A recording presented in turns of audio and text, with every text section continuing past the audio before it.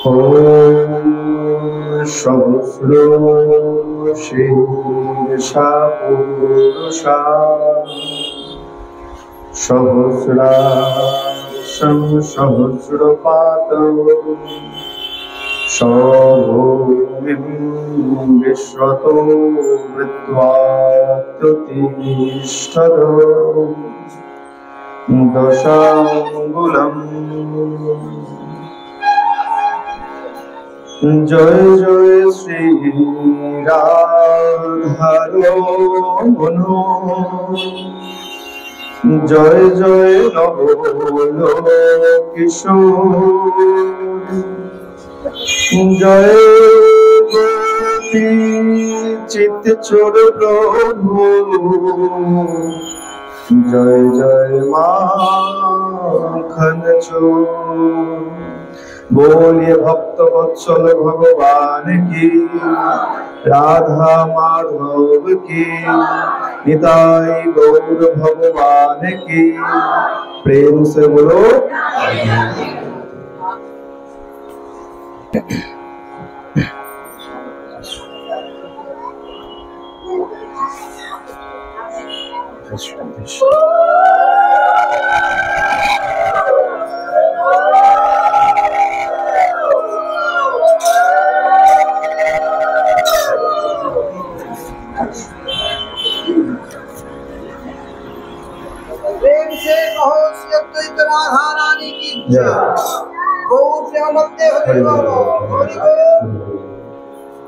जय श्री राधे।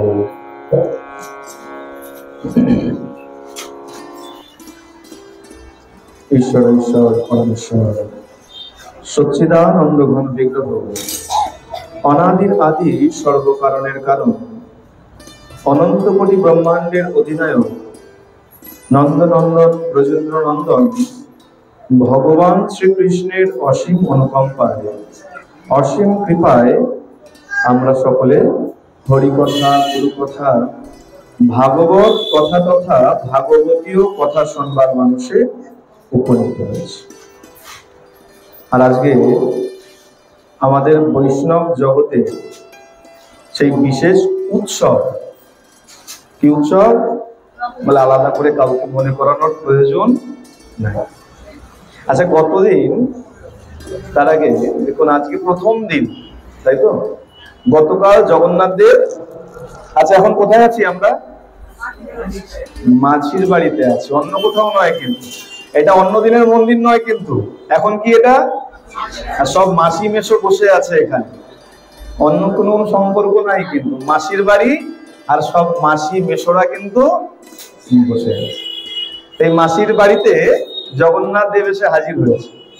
আর আগের দিন কি বলেছিলাম যে স্নান করে, মনে আছে তো? স্নানের কথা হয়েছিল তো, স্নান পর্ব, স্নান যাত্রার কথা হয়েছিল। আর বলেছিলাম তো স্নান করে ভগবানের মেকআপ সব ধুয়ে যায়, তাই তো? অঙ্গরাগ সব ধুয়ে যায়। আর তারপরে একবার তাকিয়ে দেখুন কেমন জেল্লা দিয়ে এসছে, কত সুন্দর মেকআপ করে অঙ্গরাগ করে এসে বসেছে। একদম যেন দেখলে মনে হচ্ছে জল জল জল জল করছে, নাকি? তিনজনকে তাকিয়ে দেখেছেন? বলে সুন্দর করে মাসির বাড়ি যাবো, আর যদি না সাজুগুজু করে যাই তাহলে সবাই কি বলবে? মাসির বাড়ি তো একদম সাজু গাজু করে এসে বসেছে। আজকে সেই প্রথম দিবস আমাদের এখানে একে একে সপ্তাহব্যাপী রথযাত্রা উপলক্ষে ভাগবত কথা, জগন্নাথ লীলার কথা শ্রবণ করা হবে। তার আজকে প্রথম দিবস। জগন্নাথ দেবের কথা বলে কোথা থেকে শুরু করবো আর কোথায় শেষ করবো বোঝা যায়। এত এত লীলা আছে যে বোঝা সম্ভব নয় যে কোথা থেকে বললে ভালো হবে। আর যেটাই বলবো সেটাই সবার শোনা, তাই তো? বলে জগন্নাথ লীলা এমন একটা বিষয়, এমন একটা লীলা যে যাই বলো না কেন কম বেশি কারো না কারো শোনা আছেই আছে। দেখ, আমরা প্রথমে রথ দিয়ে আরম্ভ করি। আগের দিনও স্নান পর্বে একদম খুঁটিনাটি জেনেছিলাম, কত ঘোড়া জল লাগে, কোথা থেকে জল আসে, কেন স্নান করানো হয়, এই সমস্ত বিষয় আমরা আস্বাদন করেছিলাম। যদি কারো বাদ থাকে, আমার ইউটিউবে চ্যানেল আছে, আমার নাম শেখর ভট্টাচার্য, হয়তো আপাতত অনেকে সবাই জানে। যদি সেই বিষয়ে যদি কারো না শোনা হয়ে থাকে, আপনারা ইউটিউব চ্যানেলের মাধ্যমে সেই স্নান যাত্রার পর্ব বিশদে শুনতে পারেন। আসুন, আজকে আমরা স্নান পর্বে যাব না, আজকে আমরা রথ পর্বে যাব। কেন? জগন্নাথ দেব রথে চড়ে মাসি বাড়িতে এসেছে, আর সেই রথ রাস্তার ওই পারেই দাঁড় করানো আছে। দেখো, তাকালেই দেখা যাচ্ছে পার্কিং এ জগন্নাথ দেবের রথকে দাঁড় করিয়ে রাখা আছে। এই যে জগন্নাথ দেবের রথ, প্রথমে একটু রথের পরিচয় জেনে নিই। জগন্নাথ দেবের রথের নাম কি? নন্দী ঘোষ। এর আরেকটা নাম আছে, কি নাম? নন্দী ঘোষ আমরা সবাই, আরেকটা নাম আছে, কি নাম? তালধ্বজ তো আরেকজনের। হ্যাঁ হ্যাঁ মা, বলো বলো, কোনো অসুবিধা নেই। কপিধ্বজ হয় নন্দী ঘোষ, আরেক নাম হচ্ছে কপিধ্বজ। আচ্ছা, একটা একটা করে জানি। জগন্নাথ দেবের এই রথের রশির নাম কি? সবাই তো দড়ি টানি তো, দড়ির নাম কি? হ্যাঁ বলুন না, ভয় নেই কারণ, এখানে কোনো দণ্ড দেওয়া হবে না বা পানিশমেন্ট, কোনো অসুবিধা নেই। যার যেটা মনে হবে বলবেন। অবশ্যই বাবা বলছে ঠিকই, মাও বলেছে যে নাম, সেটা অন্য একটা, অন্য রথের নাম। জগন্নাথ দেবের সবাই একটা নামই জানি, আমরা সবাই একটা নাম জানি, যে সব রথে মনে হয় একটাই রশি। একটা রশি নয়, তিনটে রথে আলাদা আলাদা রশি থাকে, আলাদা আলাদা দড়ি থাকে। জগন্নাথ দেবের এই রথে যে রশি, তার নাম হচ্ছে, আচ্ছা নাম বললে যদি ধ্বনি দিতে হবে কিন্তু, রাজি তো? যতবার নাম বলবো এক একটা করে, তারপরে এক একবার করে ধ্বনি পড়বে। প্রথম দিন ধ্বনি যদি না জুড়ে পড়ে, বেশিক্ষণ শোনাবো না, অল্প একটু শুনিয়ে চলে যাবো। হ্যাঁ, তার রশির নাম কি? রশির নাম হচ্ছে শঙ্খচূড়।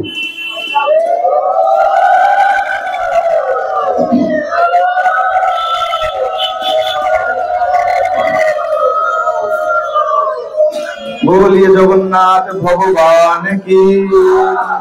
জগন্নাথ দেবের রথের নাম নন্দী ঘোষ বা কপিধ্বজ, দড়ির নাম হলো শঙ্খচূড়। চাকা কটা থাকে? 16টা। এই 16টা চাকা কাকে নির্দেশ করে? কাকে? আমাদের 10 ইন্দ্রিয় আর ষড়রিপু, এদেরকে ইঙ্গিত করে। এরা সব সময় ভগবানের চরণের তলে থাকে। তাই হলো 16 চাকা। সব রথের কিন্তু এক চাকা নয়। হ্যাঁ, তা প্রথমে কিন্তু জগন্নাথ দেব যায় না, তারও বিশেষ কারণ আছে। আচ্ছা, এটা গেল জগন্নাথ দেব। বলদেবের রথের নাম?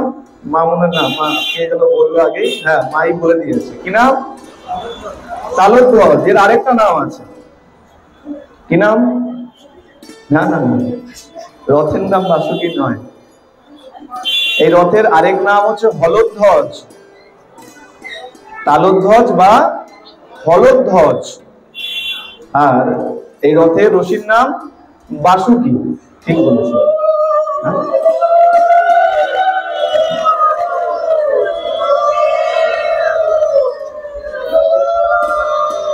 বলিয়ে বলভদ্র ভগবান কি।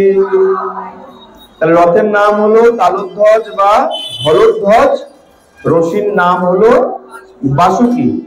আর এই রথের চাকা 14টি। এই 14 চাকা আমাদের 14 ভুবনকে ইঙ্গিত করে। 7 ভুবন উপরে আর 7 ভুবন নিচে। এই 14 ভুবনকে ইঙ্গিত করছে। বলে দেখো, কেবল ইঙ্গিত করে না, এর ভেতরে বিশেষ তথ্য লুকিয়ে আছে। প্রথমে ইঙ্গিত শুনে নেন, তারপরে জানবো এগুলো কেন ইঙ্গিত করছে।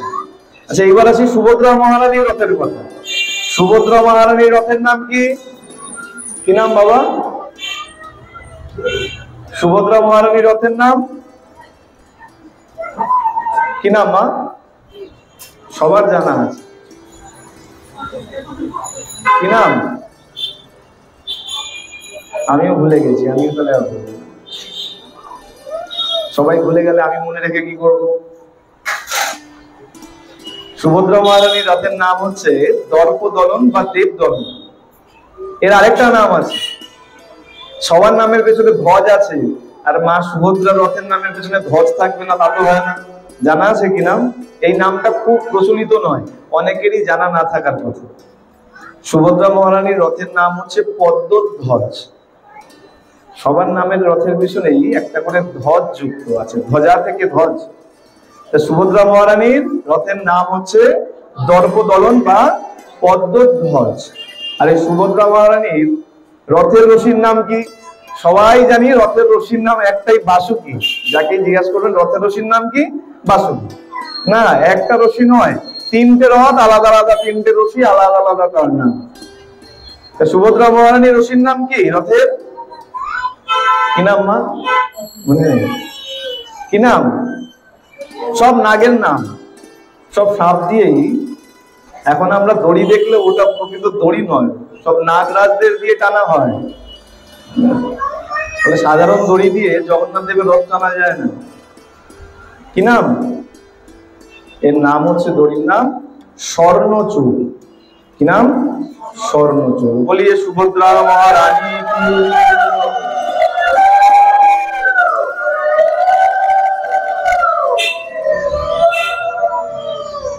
সুভদ্রা মহারানীর রথের নাম দর্পদলন বা পদ্মধ্বজ। দড়িটা হচ্ছে বা রশি হচ্ছে স্বর্ণচূড়। চাকা কটা? 12টা। এই 12 কাকে ইঙ্গিত করে? আমাদের এই ভজনের 12টা মাসকে ইঙ্গিত করে। এমনি 12 মাসকে ইঙ্গিত করে না, এই 12 মাস ইঙ্গিত করে তুমি কতটা ভজন করছো তাকে ইঙ্গিত করছে 12 মাসে তুমি কত ভজন করছো। তাহলে এবার কথা হচ্ছে, প্রথমে জগন্নাথের রথ, জগন্নাথের রথ, জগন্নাথের রথ সবাই বলি, কিন্তু রথ যখন চলতে আরম্ভ করে প্রথমে কে যাচ্ছে? বলরাম। কিন্তু আমরা কি বলি? জগন্নাথের রথ, জগন্নাথের রথ, তাই না? আমরা কি বলি? বলদেবের রথ চলবে, বলদেবের রথ চলবে, সুভদ্রার রথ চলবে বলি। বলে এটা কেন? নাম নিচ্ছি জগন্নাথের আর প্রথমে রথ চলছে বলদেবের। অনেকে বলে দাদা তো, বলে না না, দাদার জন্য না। এরকম সুন্দর কথা আছে। আর এর থেকে জানা যায় যে প্রথমে কবে রথ চালিত হয়েছিল। প্রথম কবে রথ চলেছিল? হ্যাঁ, অক্ষয় তৃতীয়া? না না না, অক্ষয় তৃতীয়া নয়। এই কথা হচ্ছে অনেক আগে, দাপরের কথা, এখনের কথা বলছি না, দাপরের কথা বলছি। যখন, তো মন দিয়ে শুনবেন, এটা একটু পুরনো কথা শাস্ত্রে। ভগবান যখন কংসবধ করেছিল, তার পত্নী যখন চারিদিকে অত্যাচার শুরু করেছে, অস্থিয়ার প্রাপ্তি, ভগবান ঠিক করেছেন এখন আমি দ্বারকা থেকে বৃন্দাবন যদি ফিরে যাই, সবাই বলছে প্রভু এখন যদি তুমি দ্বারকা থেকে বৃন্দাবন ফিরে যাও তাহলে এই দ্বারকার বাসিন্দাদের বাঁচাবে কে? তাদেরকে রক্ষা করবে কে?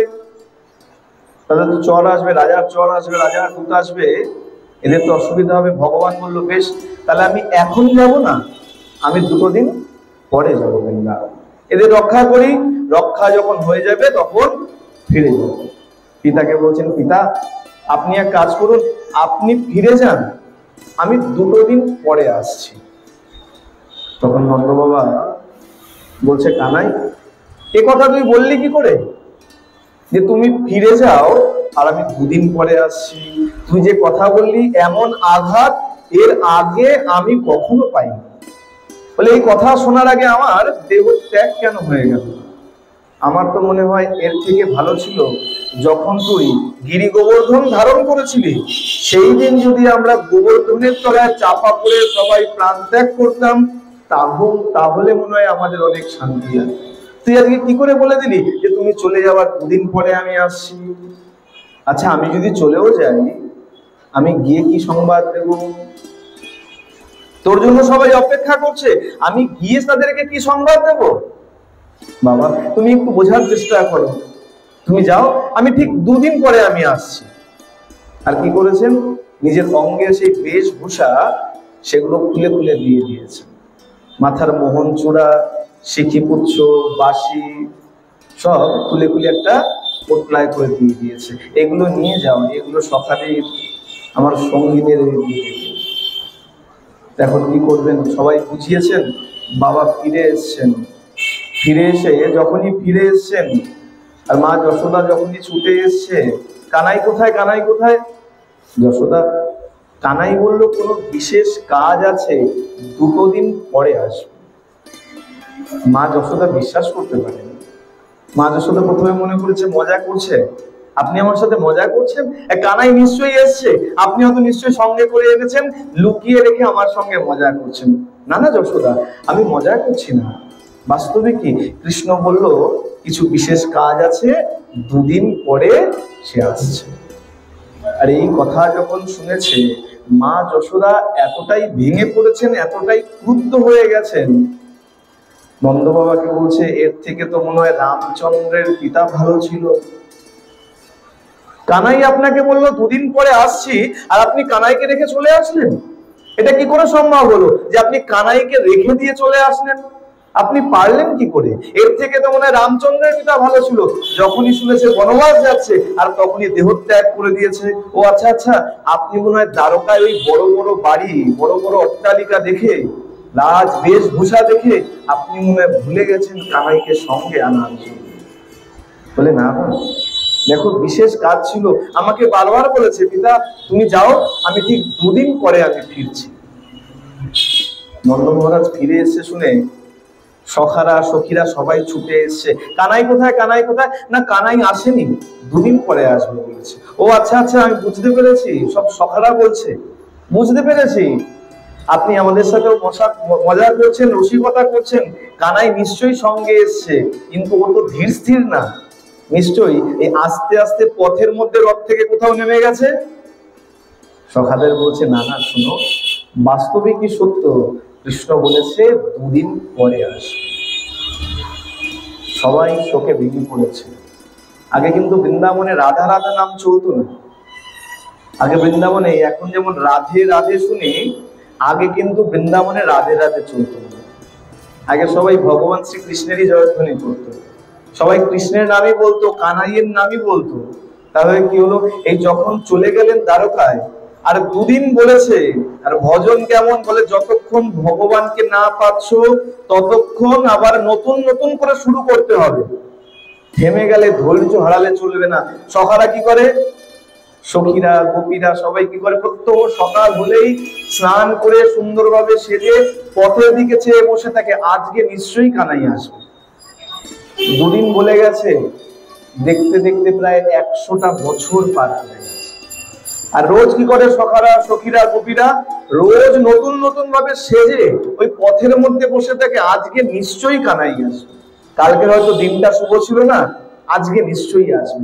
বাড়ি ফিরে গিয়ে মাকে বলে, মা কানাই আজকেও এলো না। মা সান্ত্বনা দেয়, দেখ কানাই নিশ্চয়ই কাল আসবে, আজকে হয়তো কোনো বিশেষ কারণ ছিল, আসতে পারে। দেখতে দেখতে 100টা বছর চলে গেছে, ধৈর্য হারায়। তবে আমরা কি করি, একটু মালা করে নিলে বেশি, একটু সেবা পুজো করে নিলে, আর তারপরেও যদি ভালো না হয়, তাহলে ভগবানকে দোষ দিতে থাকি। এত মালা করলাম, এত সেবা করছি, এত পুজো করছি, তারপরেও আমার ভালো কেন হচ্ছে না? চিন্তা করুন ভজন কেমন। কৃষ্ণ 100 বছর আসেনি, 100 বছরের প্রত্যেকটা দিন তারা নতুন নতুন করে আরম্ভ করেছে। কি এটা? এটাই হলো ভজন, এটাই হলো সাধন। গোবিন্দের জন্য অপেক্ষা করে আছে। এদিকে দ্বারকায় ভগবান তো ছোট ছিলেন যখন গেছেন, তখন পিতামাতা বলছেন, দেবকী আর বসুদেব বলছেন, বাবা তুমি তো বৃন্দাবনে ছিলে, তোমার শিক্ষা দীক্ষা ততদিক নাই, পড়াশোনা তুমি করো নাই, তোমাকে তো আজ বাদে কাল রাজ সিংহাসনে বসতে হবে, রাজ্য পরিচালনা করতে হবে। আর রাজ্য পরিচালনা যদি করতে হয়, তাহলে তো তোমার শিক্ষা দীক্ষার প্রয়োজন আছে। তা তুমি যাও, তুমি গুরুগৃহে যাও, অধ্যয়ন করো। গোবিন্দ চলে গেছেন গুরুগৃহে, অধ্যয়ন করেছেন, ফিরে এসছেন অধ্যয়ন করে। একদিন রাজমহলের উপরে দাঁড়িয়ে আছেন, দাঁড়িয়ে চিন্তা করছে, আমি যখন অধ্যয়ন করতে গুরুগৃহে গিয়েছিলাম, তখন তো দেখেছিলাম যমুনা নদী প্রবাহিত হচ্ছিল, নদীর মতন প্রবাহিত হচ্ছিল যমুনা, কিন্তু আজকে এই যমুনা সমুদ্রের মতো হয়ে গেল কিভাবে? এত বিপুল জলরাশি কিভাবে হয়ে গেল? গোবিন্দ বুঝতে পারলেন, আমার বিরহে আমার পিতা মাতা সখী সখা সবাই এত ক্রন্দন করছে, ওই সাধারণ নদী যমুনা আজকে যেন সমুদ্রের আকৃতি নিয়ে নিয়েছে। চিন্তা করুন গোপীদের কেমন ভাব। যখনই মনে মনে চিন্তা করছেন না ওখানে তো সংবাদ পাঠানো প্রয়োজন। আমি দুদিন বলেছিলাম আর দুদিন বলে আজ 100 বছর হতে যায়। সংবাদ পাঠানো প্রয়োজন। কাকে সংবাদ পাঠাবো? কাকে দিয়ে? যেই ঘুরেছেন, ঘুরিয়েই দেখছেন সামনে কে দাঁড়িয়ে আছে? উদ্ধব বলছে এক কাজ করুন। কিছু বলেনি, একটাই কথা বলেছেন, গচ্ছ গচ্ছ গচ্ছ, মানে যাও যাও যাও। এত অধীর হয়ে গেছেন সংবাদ পাঠানোর জন্য। উদ্ধব যে জিজ্ঞাসা করবে কোথায় যাব, কি করব, কি কাজ, গোবিন্দ কেবলই বলছেন যাও যাও যাও। কোথায় যাব? বৃন্দাবনে যাব। আমার সংবাদ দিয়েছো। আমি দুদিন বলে এসেছিলাম, আজ 100 বছর হয়ে গেছে। উদ্ধব বলছে আচ্ছা বেশ, আমি তো যেতে পারি, আমার কোনো অসুবিধা নাই, কিন্তু তারা তো গ্রামের বাসী, গ্রামে বাস করে, আর আমার তো শিক্ষা দীক্ষা অনেক, আমি বোঝালে যে তারা বুঝবে এটা কি করে সম্ভব? এক কাজ করুন, আপনি একটা পত্র লিখে দিন। হরি বল, একটু বাচ্চাদেরকে একটু সাবধানে রাখুন। তো উদ্ধব যখন বলেছে, গোবিন্দ কি করেছে?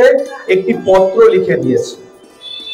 উদ্ধব সেটিকে সঙ্গে করে রীতিমতন প্রস্তুতি নিয়ে রথে করে চলেছেন বৃন্দাবনের সখীদের, সখাদের পিতাকে মাতাকে বোঝানোর জন্য।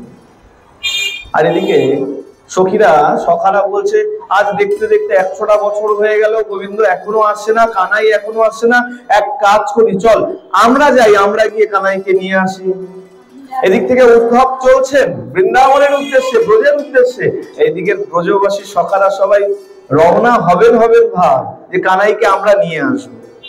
যখনই ওই সখারা উদ্যত হয়েছে চলবেন বলে, মধুমঙ্গল গাছ থেকে নামছে না। বলে মধুমঙ্গল চল আমরা কানাইকে নিয়ে আসি। বলে না, আমি যাব না। এতদিন আসেনি, আগে ও এসে আমার চরণ ধরে ক্ষমা চাইবে, তারপরে আমি যাব, তার আগে আমি যাব। সব সখারা চলতে শুরু করেছে। হঠাৎ দেখতে পাচ্ছে দূরের থেকে এক রথ আসছে, রাজার রথ, সুন্দর করে সাজানো, ঝলমল ঝলমল করছে। আর এত বড় রথ, ভেতরে কে বসে আছে বোঝা যাচ্ছে। আর যখনই একটু কাছে এসছে, সবাই ভেবেছে কানাই এসছে, সবাই ছুটতে ছুটতে গেছে, কানাই এসছে কানাই এসছে। কেন? উদ্ধবকে দ্বিতীয় কৃষ্ণের মতো দেখতেছে। আত্মীয় তো, আর দেখবেন আত্মীয় আত্মীয় ভাই ভাই হলে মুখের আদলের অনেক মিল থাকে, গঠনের আদলের অনেক মিল থাকে। এখন দেখে ভেবেছে কানাই আসছে, ছুটতে ছুটতে গেছে, গিয়ে দেখছে ওমা এ তো আমাদের কানাই নয়। উদ্ধব জিজ্ঞাসা করছে আচ্ছা এই নন্দ বাবার বাড়ি যাব, সেই বাড়িটা কোন দিকে? সবাইকে জিজ্ঞাসা করছে। আমি দ্বারকা থেকে এসেছি কৃষ্ণের সংবাদ নিয়ে। যেই শুনেছি কৃষ্ণের সংবাদ নিয়ে, বলছে শুনুন শুনুন, এই যে নালা দেখছেন, জলের যে ধারা দিয়ে আসছে, এই ধারা ধরে আপনি চলে যান, আপনাকে কাউকে জিজ্ঞাসা করতে হবে না, আপনি নন্দ বাবার বাড়ি পৌঁছে যান। বলে আচ্ছা এই জলের ধারা কিসের? বলে দেখুন কানাই তো দুদিন বলেছিল, দুদিনের অপেক্ষায় আমাদের রেখে গেছিল, আর দেখতে দেখতে 100 বছর পার করে গেছে। পিতা মাতা এমন ক্রন্দন করছে, তাদের চক্ষু থেকে এত পরিমাণ অশ্রু নির্গত হয়, সেই অশ্রু আজকে ধারায় পরিণত হয়ে গেছে। উদ্ধব তো জ্ঞানের গরিমা নিয়ে এসেছিল যে আমি এত জ্ঞানী, আমি তাদেরকে গিয়ে বোঝাবো, তারা বুঝে যাবে। আজকে পিতা মাতার অশ্রু জল দেখেই তার জ্ঞান যেন কোথায় থমকে গেল। যে কৃষ্ণের বিরহে এত ক্রন্দন করছে যে জল নদীর মতন ধারার বেগে আসছে। সেই ধারা দেখতে দেখতে বাড়িতে গিয়ে উপস্থিত হয়েছে। আর যেই গেছে নন্দ মহারাজ বেরিয়ে এসছেন, বলুন আমি দ্বারকা থেকে এসেছি কানাইয়ের সংবাদ, কৃষ্ণের সংবাদ। যেই শুনেছেন তাড়াতাড়ি যশোদা মাকে ডেকেছেন, এই দেখো দেখো তাড়াতাড়ি এসো, কানাই সংবাদ পাঠিয়েছে আমাদের জন্য। মা ছুটতে ছুটতে বাইরে এসছেন। এখন ভালোভাবে চলতেও পারেন না, চোখেও ভালোভাবে দেখতে পারেন না, কানেও শুনতে পারেন না, বিরহের জ্বালা এত জ্বালা। জিজ্ঞাসা করছেন যে কে এসছে? বলছে দেখো কানাই আমাদের জন্য সংবাদ পাঠিয়েছে, উদ্ধব এসছে সংবাদ দিতে। কে এসছে? উদ্ধব বলছে আমি উদ্ধব। পিতা বলছে আর একটু জোরে বলো, কানে এখন কম শুনে। উদ্ধব জোরে বলছে, আমি উদ্ধব বলছি, উদ্ধব। যেমনি জোরে বলেছেন, মা বলছে আস্তে আস্তে আস্তে আস্তে। এইমাত্র কানাইকে ঘুম পাড়িয়েছি, কানাই উঠে যাবে। আর জানো তো, কানাই যদি উঠে যায় আমাকে একটা কাজও করতে দেবে। উঠেই বলবে মাখন দাও, করে নাও, দুগ্ধ খাওয়াও। আমি কি করে কাজ করব? উদ্ধব বলছে কৃষ্ণ তো দ্বারকায়। বলে কে বললো দ্বারকায়? এই তো আমি ঘুম পাড়িয়ে আসলাম। এরকম ভাব চিন্তা করুন মায়ের। কৃষ্ণ রয়েছে দ্বারকায় আর সেখানে মা বলছে আমি ঘুম পাড়িয়ে আসলাম। পিতা বলছে দেখো, মায়ের স্নেহ, মায়ের দুঃখ মা ছাড়া দ্বিতীয় কেউ বুঝে না। উদ্ধবকে বসালেন, উদ্ধবকে মা একের পর এক লীলা বলছে। জানো, কানাইকে আমি এমন ভাবে ননি খাওয়াতাম, ননি দিতে দেরি হলে পরে সে আমার ভাণ্ড ভেঙে দিত, গ্রামবাসীদের বাড়িতে গিয়ে চুরি করে খেয়ে আসতো, প্রত্যহ আমার কাছে নালিশ আসতো। একে একে বিভিন্ন লীলা বলতে শুরু করেছে। যখন অনেকক্ষণ সময় হয়ে গেছে, অনেক দিন পার হয়ে গেছে, লীলা বলতে বলতে দিন পর্যন্ত পার হয়ে গেছে, নন্দ মহারাজ বলছে এত দূর থেকে এসছে, কিছু খেতে তো দাও, বসতে তো দাও, আপ্যায়ন তো করো। উদ্ধব বলছে না না, আমি একটু সখাদের সঙ্গে, সখীদের সঙ্গে দেখা করতে চাই। বলে তুমি ভালোবাসা কি দেখলে, বিরহ কি দেখলে? যদি দেখতে হয় তাহলে চলো সখীদের নিয়ে দেখাই, তারা কেমন ভালোবাসতো দেখো। যখন যেতে শুরু করেছেন, বলে দাঁড়াও দাঁড়াও, আগে গোশালায় একবার ঢুকে দেখো এই গাভী মায়ের কি অবস্থা। গোশালায় ঢুকেছে, দেখছে কেউ খাবার পর্যন্ত গ্রহণ করেনি। বলে কানাই যেই দিন এই বৃন্দাবন ছেড়ে গেছে সেই দিন এরা শেষ খেয়েছে, আর কোনোদিন এরা মুখে পর্যন্ত খড়কুটো পর্যন্ত তুলে দেখেনি। তার যে জ্ঞানের অহমিকা ছিল, মনের মধ্যে জ্ঞান ছিল, যে জ্ঞান দিয়ে এদেরকে আমি বোঝাবো, এই ভক্তি রাজ্যে এসে উদ্ধবের জ্ঞান যেন কোথায় থমকে দাঁড়িয়ে গেছে। উদ্ধব কিছু বলতে পারছে না। যে সখারা, পিতামাতারা তো ছাড়ো, গাভীরা পর্যন্ত কানাইয়ের প্রেমে খাওয়া দাওয়া ছেড়ে দিয়েছে, নিয়ে গেছে কোথায়? নিকুঞ্জ বনে, যেখানে সখীরা বসে রয়েছে। উদ্ধব যখন কাছাকাছি গেছে, শুনতে পাচ্ছে সখীরা বলছে এই এই এই আসবে না, আসবে না, ছবে না, আমাদেরকে একদম ছবে না, যাও যাও যাও যাও। উদ্ধব দাঁড়িয়ে গেছে, কাকে বলছে? আমাকে নাকি? তাকিয়ে দেখছে না না, কোথা থেকে এক কালো ভ্রমর উড়ে এসছে, আর ওই কালো ভ্রমরকে ওই সখীরা বলছে যাও যাও যাও, এখানে এসো না, আমাদেরকে ছোবে না। কেন? বলে তোমার মাথায় ওই ফুলের রেণু লেগে আছে, মনে হচ্ছে তুমি দ্বারকা থেকে এসছো। এখানে দুটো জিনিস ইঙ্গিত করছে, এক, তারা উদ্ধবের সাথে যেন কথা বলতে চাইছে না। কেন? তারা বিরহে রয়েছে, কৃষ্ণকে চায় তারা, উদ্ধবকে নয়। তারা সেই মা ভ্রমরকে বলছে যাও যাও, ঘুরে যাও, আমার মনে হয় তুমি এই দ্বারকা থেকে এসছো।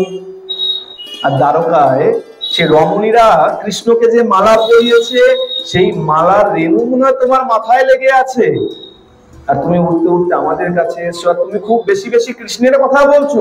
তুমি চলে যাও, আমাদেরকে কৃষ্ণের কথা শোনাতে হবে না, কৃষ্ণের কথা আমরা খুব ভালো জানি, সে কত বড় ছলিয়া আমরা জানি, আমাদেরকে আলাদা করে বলার দরকার নাই।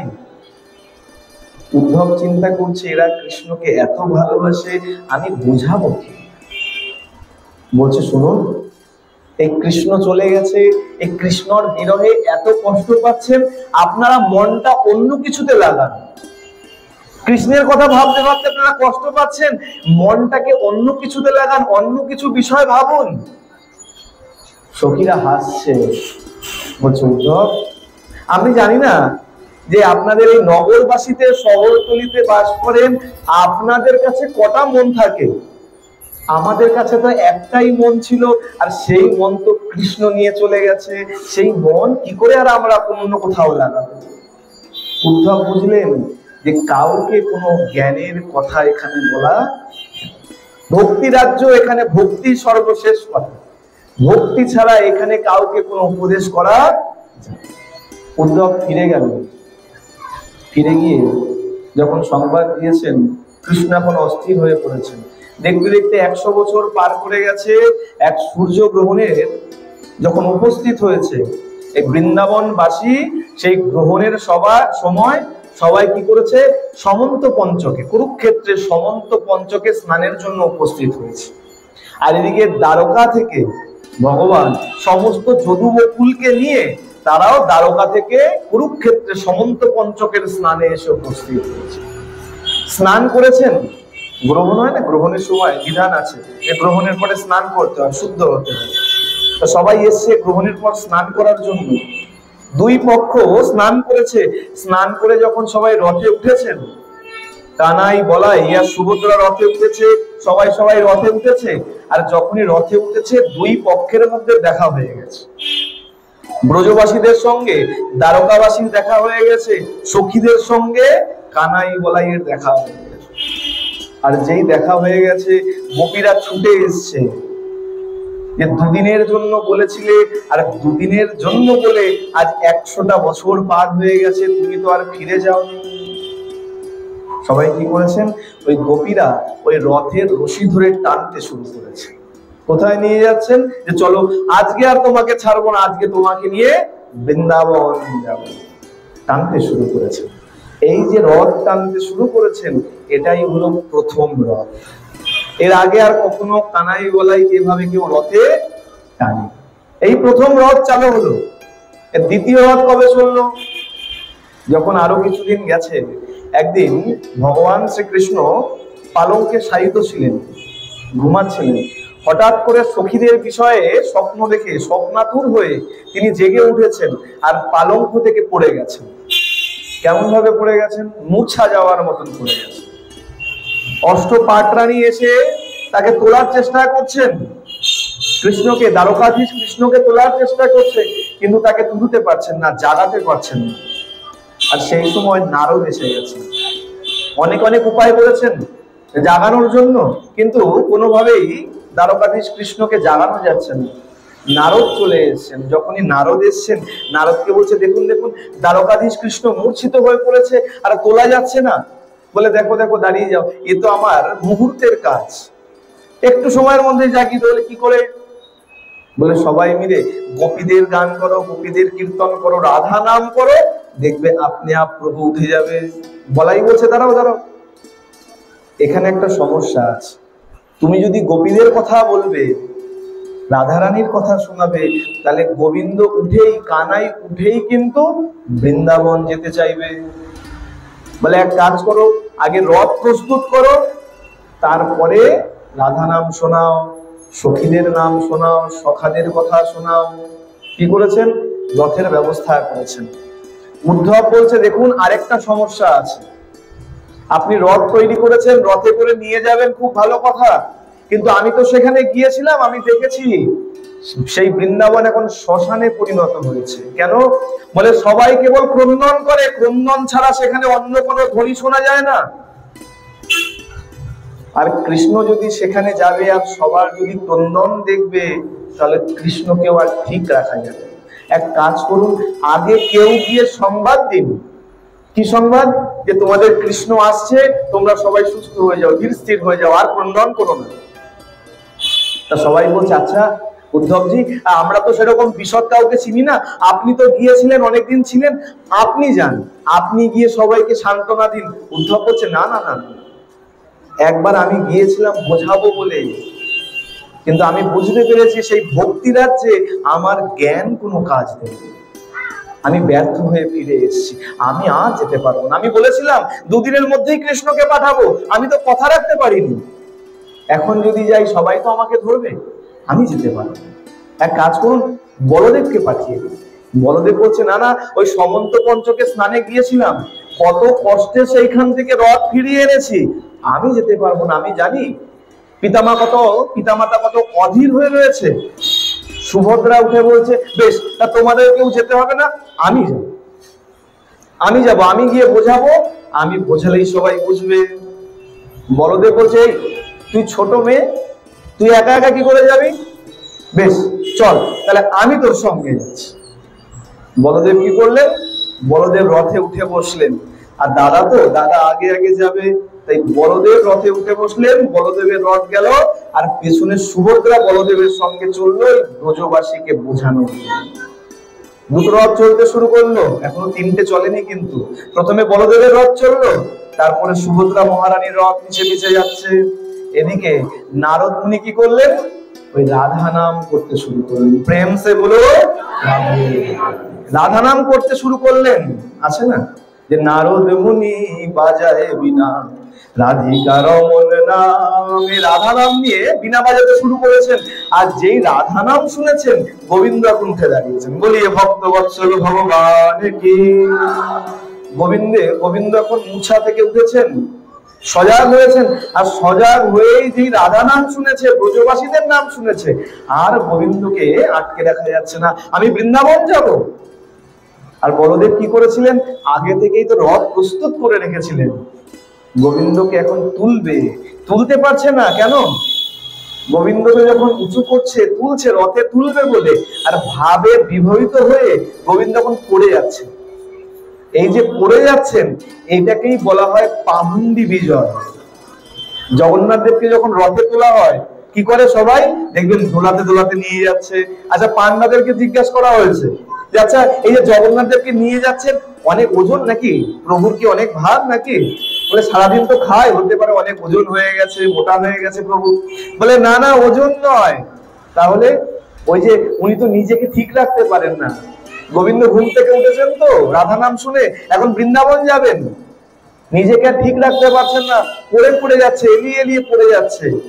তাই কি করে, বলে ঠাকুরকে আমরা ঠিকই ধরি, পান্ডারা বলছে আমরা প্রভুকে ঠিকই ধরি, কিন্তু ওই যে প্রভু যে এলিয়ে পড়ে যান ভাবে, সেই প্রভুকে সামলানো যায় না। তাই কি করে, ওই দোলাতে দোলাতে নিয়ে যায়। পাহুন্ডি বিজয় করতে করতে গোবিন্দকে গিয়ে রথে তোলা হয়। গোবিন্দকে রথে তুললেন, আর গোবিন্দের রথ চলতে শুরু করলো। প্রথমে গেল বলদেবের রথ, পেছনে সুভদ্রা মহারানীর রথ, তারপরে গেল গোবিন্দের রথ। এই কারণে প্রথমে বলদেবের রথ চালানো হয়, তারপরে সুভদ্রা মহারানীর রথ যায়, আর তারপরে জগন্নাথের রথ যায়। জগন্নাথের রথ নাম দিলেও প্রথমে বলদেবের রথই যাওয়া হবে। বলিয়ে জগন্নাথ ভগবান কি, বলভদ্র কি, সুভদ্রা মহারানী কি। এই হলো দ্বিতীয় রথ। তৃতীয় রথ কবে হলো? এই তৃতীয় রথ থেকেই আমাদের এই রথ পর্ব চালু হয়েছে। মহারাজ ইন্দ্রদুম্ন, সেই কথা আগের দিন শুনিয়েছি। মহারাজ ইন্দ্রদুম্ন এই ভগবানের নিমিত্তে যখন ভগবানের বিগ্রহ তৈরি করছেন, ভাস্কর এসছে দারু মূর্তি থেকে, দারু ব্রহ্ম থেকে মূর্তি যখন তৈরি করছেন, অনন্ত মহারানা তার নাম ছিল। সে বলছে মহারাজ এক কাজ করুন, এই যে ভাস্কররা এসে কোনো কাজ করতে পারেনি, ব্যর্থ হয়ে গেছে, তাদেরকে দিয়ে রথ তৈরি করুন। আগে কটা রথ চলতো?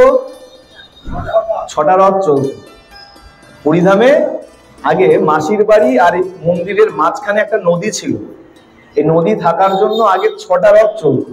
3টে রথ মন্দির থেকে নদীর এই পারে, এইবার কি করতো, এক নৌকার মাধ্যমে নৌকা দিয়ে নদী পার করে আবার 3টে রথে, ওই একই রকম রথ, 3টে রথে করে নদীর ওই পার থেকে মাসির বাড়ি যাওয়া।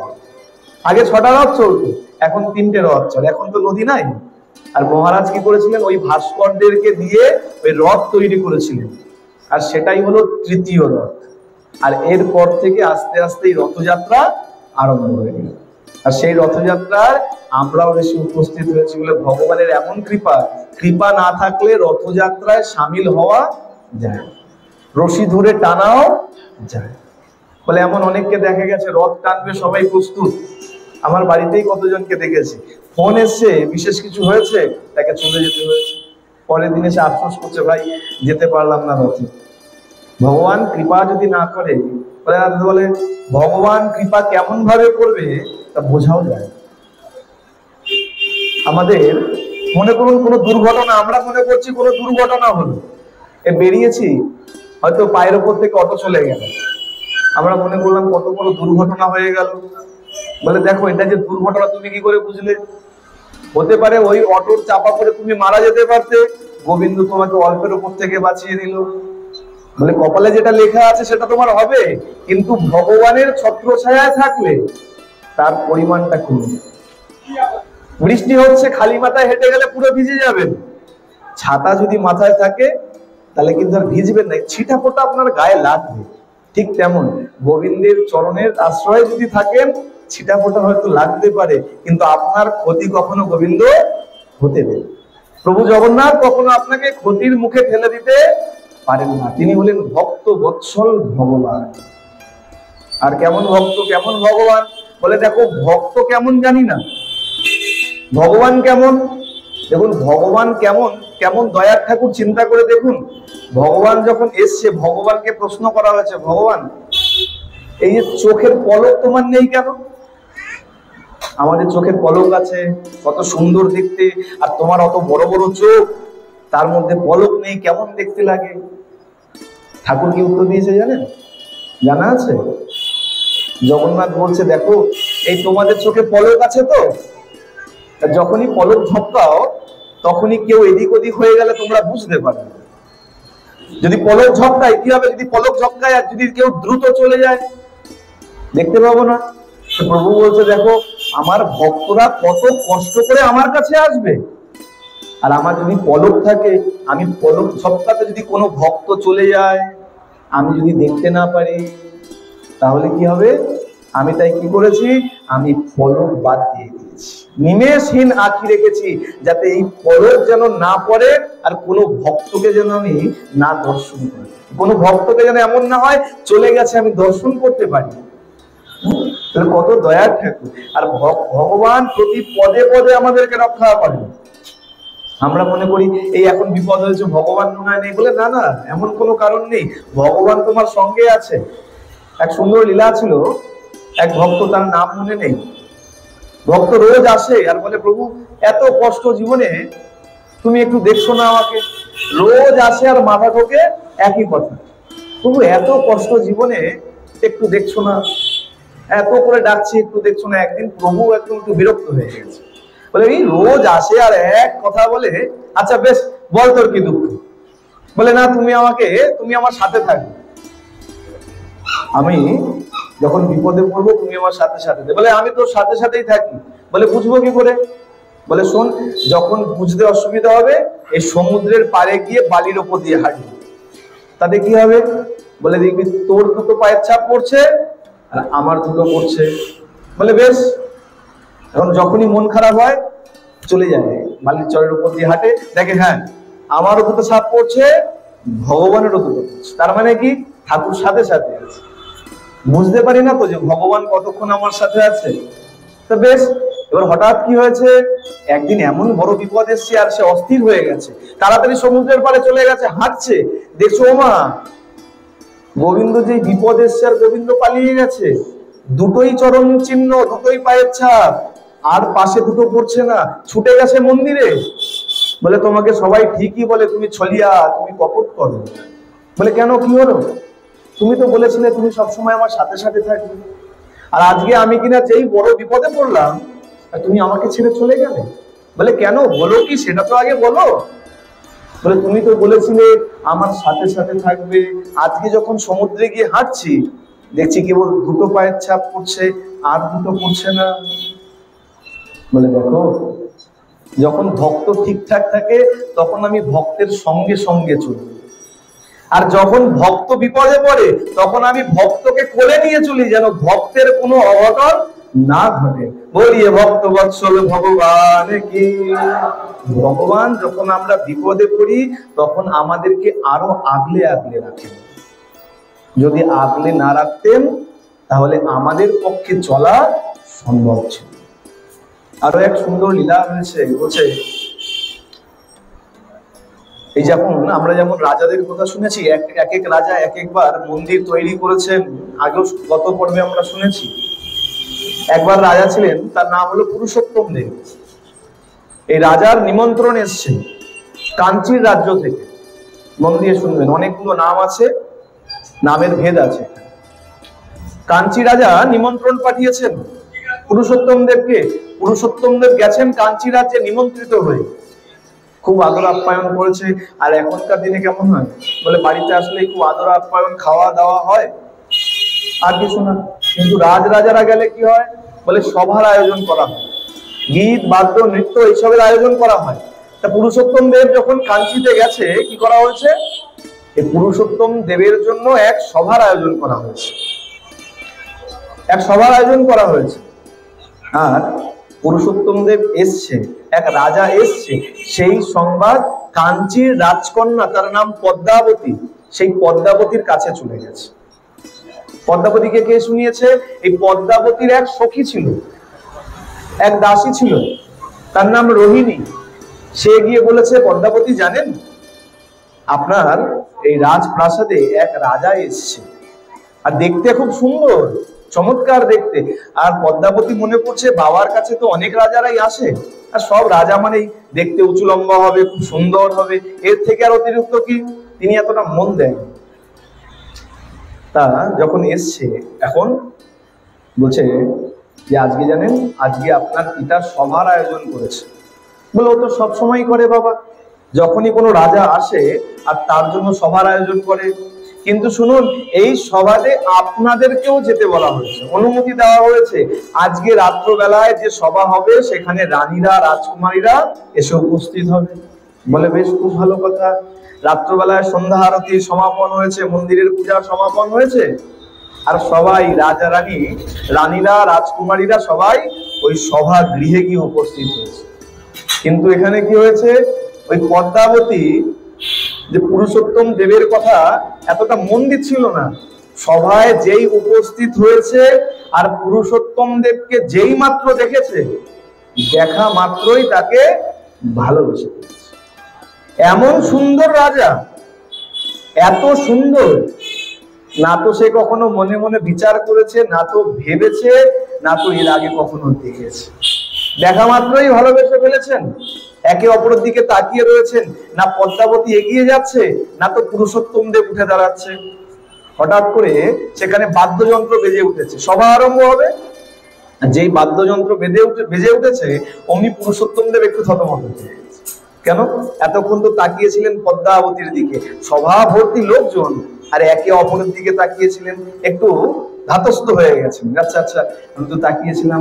পদ্মাবতীও ধাতস্থ হয়ে যখন কাছে এসছেন, মহারাজ কাঞ্চি তিনি বলছেন, পরিচয় করিয়ে দিচ্ছেন পুরুষোত্তম দেবের সঙ্গে, যে মহারাজ এই হলো আমার কন্যা পদ্মাবতী, বলে আসন দিয়েছেন বসতে।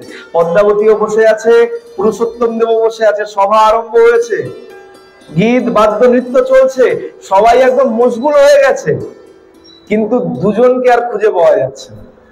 কেমন খুঁজে পাওয়া যাচ্ছে না? সবাই আছে, তাহলে কেমন খুঁজে পাওয়া যাচ্ছে না?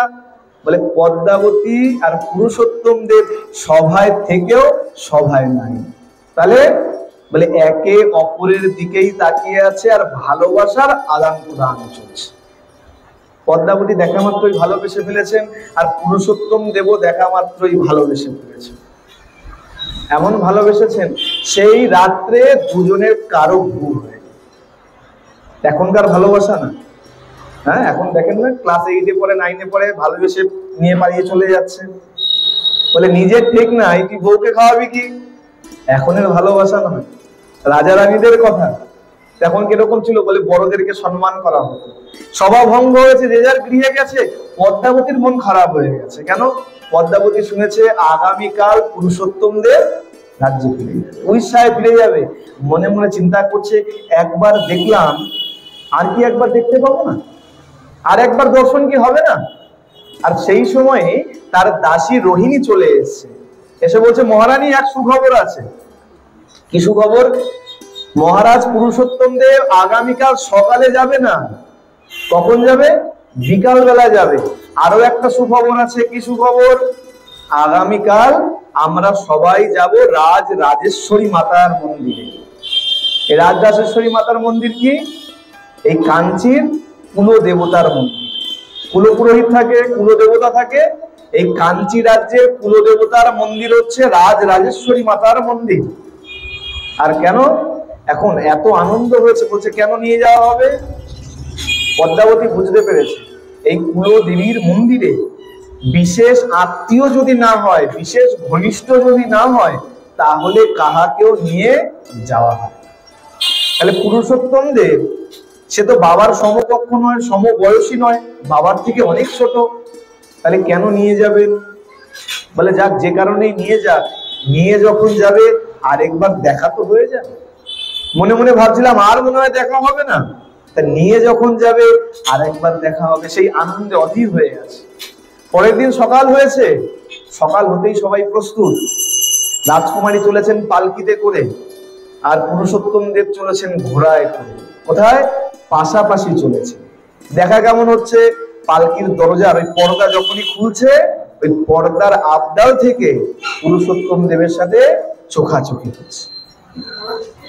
মনে মনে খুব আশা যে একে যদি প্রতিরূপে পাই। গিয়ে যখন রাজরাজেশ্বরী মাতার মন্দিরে দাঁড়িয়েছেন, মাকে গিয়ে নিবেদন করছেন, মা গো, আর কিছু চাই না, একটাই প্রার্থনা আছে, এই পুরুষোত্তম দেব মহারাজকে আমি স্বামী রূপে পেতে চাই। প্রার্থনা করেছেন। আর বলে মা এমনই, মা কিন্তু সন্তানকে কখনো নিরাশ করতে পারে, যেই মা হোক না কেন।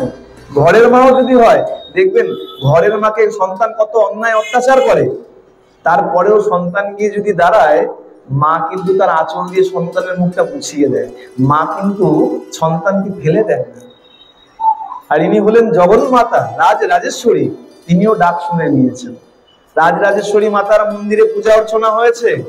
পূজা অর্চনার পরে তাকে নিয়ে যাওয়া হয়েছে কাঞ্চি গণেশের কাছে। কাঞ্চি রাজ্যে সোনার এক গণেশ প্রতিমা আছে, তার কাছে নিয়ে যাওয়া হয়েছে। পূজা অর্চনা হয়েছে, আবার সবাই রাজপ্রাসাদে ফিরে এসছে। এইবার আবার পদ্মাবতীর মনটা খারাপ হয়ে গেছে। কেন? রাজা তো এবার ফিরে যাবে, আর দেখা হবে।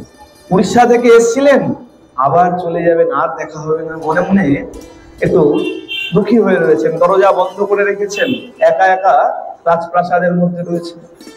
এদিকে পুরুষোত্তম দেবের আহার সমাপন হয়ে গেছে, মধ্যাহ্ন ভোজন হয়ে গেছে। মধ্যাহ্ন ভোজন যখন হয়ে গেছে, কাঞ্চিরাজ কি করেছেন, পুরুষোত্তম দেবের দুটো হাত চেপে ধরেছে। হাত চেপে ধরে বলছেন, মহারাজ, আমার এক প্রার্থনা আছে, যদি আপনি স্বীকার করেন। পুরুষোত্তম দেব বলছে, যদি আমার সামর্থ্যের মধ্যে হয় তাহলে আমি অবশ্যই স্বীকার করব। আমার প্রার্থনা এই যে আমার ঘরে যে কন্যা আছে তাকে আপনি স্বীকার করুন। পুরুষোত্তম দেব মনে মনে তো খুব আনন্দ হয়েছে। কেন? তিনিও তো মনে মনে ভালোবেসে ফেলেছেন। বলে, দেখো, আমি বলার আগেই রাজা তো আমাকে নিবেদন করে দিয়েছে, যাক, আমাকে আর বলতে হলো না। কিন্তু চিন্তা করছেন সম্মতি কিভাবে দেবেন। রাজা তো বিয়ের কথা বলেছে, আর আমি তো ছোট, আমার বাড়িতে বয়োজ্যেষ্ঠরা আছে, বিয়েতে আমি কি করে সম্মতি দেই? মনে তো ইচ্ছা যে যদি হয় এখনই বিয়ে দিয়ে দাও, নিয়ে চলে যাব। সম্মতি দিতে পারছেন না। কি বললেন? সম্মতি দিলেন ঘুরিয়ে, যে আমার এখনো মাতামহী জীবিত আছে, আমি রাজ্যে ফিরে যাই, আর খুব শীঘ্রই মাতামহীকে আমি জানাবো, আর মাতামহীর কৃপায়, তার আদেশে আপনার মনের বাসনাও পূর্ণ। মাতামহী মানে ঠাকুমা, পিতামহ ঠাকুরদা, মাতামহী হয়ে গেলেন ঠাকুর। বলে বেশ। আর যখন পুরুষোত্তম দেব বাড়ি যাচ্ছেন,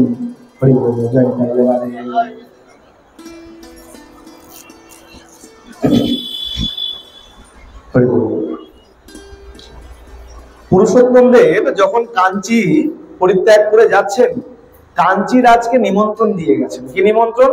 যে মহারাজ, আর কিছুদিন পরেই আমার রাজ্যের সব থেকে বড় উৎসব রথযাত্রা অনুষ্ঠিত হবে, আর আপনার গোটা রাজ্যকে নিমন্ত্রণ দিয়ে গেলাম, আপনি কিন্তু অবশ্যই উপস্থিত হবেন। কাঞ্চিরাজ বুঝতে পেরেছে নিমন্ত্রণ কেন করছে। পুরুষোত্তম দেবের মনের ভাবটা এরকম, আর কেউ যাক আর না যাক, পদ্মাবতী যেন যায়, যাকে ভালোবাসি সে যেন অন্তত যায়।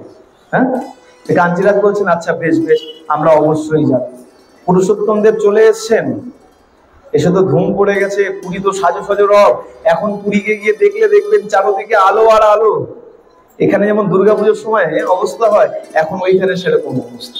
রাস্তায় রাস্তায় আলো, চারদিকে একদম সুন্দর করে সাজানো, বড় দাণ্ড পুরো একদম রং দিয়ে অলকা তিলকা সব আলপনা আঁকা রয়েছে। সাজো সাজো রব, দেখতে দেখতে রথ চলে এসছে। এবার রথে তো রথ যেমন শুরু হবে, কাঞ্চিতে নিমন্ত্রণ করা। কাঞ্চি মহারাজ তার মন্ত্রীকে বলছে, মন্ত্রী শোনো, এখনো কোনো মিত্রতা স্থাপন হয়নি, বিবাহ হয়নি, আর এখনই যদি আমি যাই বিষয়টা ঠিক হবে। আর বলে কেন? বলে রাজরাজাদের মধ্যে সম্পর্ক এটা সাধারণ কোনো ব্যাপার নয়। এইখানে একটা বিবাহ মানে কেবল বিবাহ নয়, তাহলে দুটো রাজ্যের মিত্রতার কথা রয়েছে, রাজনীতি কূটনীতির বিষয় রয়েছে। এখানে কেবল একটা বিয়ে নয়। এক কাজ করো, আমি এখন প্রথমে যাব না, তোমরা কয়েকজন মিলে যাও, গিয়ে দেখে আসো সেখানকার পরিবেশ কেমন, রথযাত্রা উৎসব কেমন, রাজা পুরুষোত্তম দেব কেমন। এখনো হয় না? বিয়ের সময় দেখবেন ছেলের বাড়ি ঘর আগে ভালো করে দেখে আসে, ছেলের বাড়ি থেকে আবার মেয়ের বাড়ি ঘর দেখে আসে। পুরুষোত্তম দেবের বাড়িতে এখন রথযাত্রা শুরু, আর কাঞ্চি থেকে মন্ত্রী আমাত্তরা এসছে রথযাত্রা দর্শন করতে। মানে হয়ে গেল হবু শ্বশুর বাড়ি থেকে লোক চলে এসছে রথযাত্রা দর্শন করতে। আর যখনই হবু শ্বশুর বাড়ি থেকে লোক এসছে, পুরুষোত্তম দেব চিন্তা করছে আপ্যায়ন কি করে করবে। বলে দেখো, অন্য কোনো আত্মীয় আসলো তো আত্মীয় সেটা হলো, এ তো শ্বশুর বাড়ির লোক বলে কথা। অন্য কোনো আত্মীয় আসলে বলে 10 টাকার মিষ্টিতে কাজ হয়ে যাবে, ওই ছোট মিষ্টি নিয়ে আসো বা 5 টাকার কালাকাত নিয়ে আসো, হয়ে যাবে। আর শ্বশুর বাড়ির লোক আসলে বলে দেখ 20 টাকার কমে কিন্তু মিষ্টি আনবি না, রসগোল্লার সাইজ যেন এরকম বড় বড় হয়, হ্যাঁ, আরো কত কত আয়োজন। বলে কেন? বলে না শ্বশুর বাড়ির লোক বলে কথা। আর এ তো বড় বহু শ্বশুর বাড়ির লোক, আপ্যায়নে যেন খামতি না থাকে। বিশাল এক কক্ষ দিয়ে দিয়েছে থাকার জন্য, লোক লস্কর লাগিয়ে দিয়েছে সেবা করো, যেন কোনো ত্রুটি না হয়। ত্রুটি হলে কিন্তু দণ্ড হবে। লোক লস্কর লাগিয়ে দিয়েছে। আগামীকাল সকালবেলা রথযাত্রা, এক উঁচু জায়গার ব্যবস্থা করা হয়েছে, যেইখানে বসে এই হবু শ্বশুর বাড়ির লোকজন রথযাত্রা দেখবে, যেন অসুবিধা না হয়। নিচে দাঁড়িয়ে থাকলে তো ভালো দেখা যায় না, অনেক অনেক ভক্তের ভিড়। উঁচু জায়গা যদি হয় তাহলে ভালো দেখা যাবে। শ্বশুর বাড়ির লোকের জন্য উঁচু জায়গার ব্যবস্থা করে দিলেন।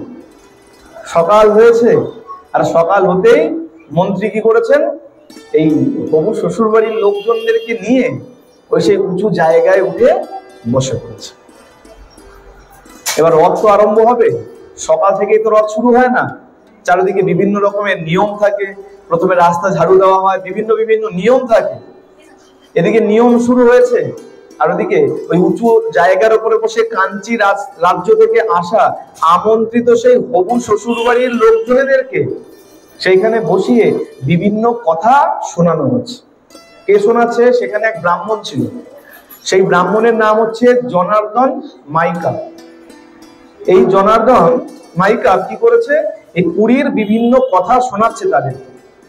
যে দেখুন, এই যে চক্র দেখতে পাচ্ছেন উঁচু জায়গায়, তো উঁচু জায়গা থেকে চক্র বেশ বড় দেখা যাচ্ছে, বলে এটা হলো সুদর্শন চক্র, অষ্ট ধাতুর নির্মিত এই চক্র। আর দেখুন, তাকিয়ে দেখুন, এই মন্দিরকে পুরো চারদিক দিয়ে দুটো পাঁচিল দিয়ে ঘেরা আছে। একটা হলো কুর্মবেদ আর একটা মেঘনাদ প্রাচীর, দুটো পাঁচিল আছে, একটা নয় কিন্তু। মন্দিরকে চারদিক থেকে দুটো পাঁচিল দিয়ে সুরক্ষিত করা আছে। একটার নাম হলো মেঘনাদ প্রাচীর, আরেকটার নাম কুর্মবেদ। এই দুটো পাঁচিলই কিন্তু এই পুরুষোত্তম দেব বানিয়েছেন। একটু এই বাচ্চাটাকে একটু আশেপাশে দেখুন, কারণ মন বারবার চলে যাচ্ছে, তো অসুবিধা হচ্ছে। মন বিক্ষিপ্ত হয়ে গেলে আনন্দ লাগে।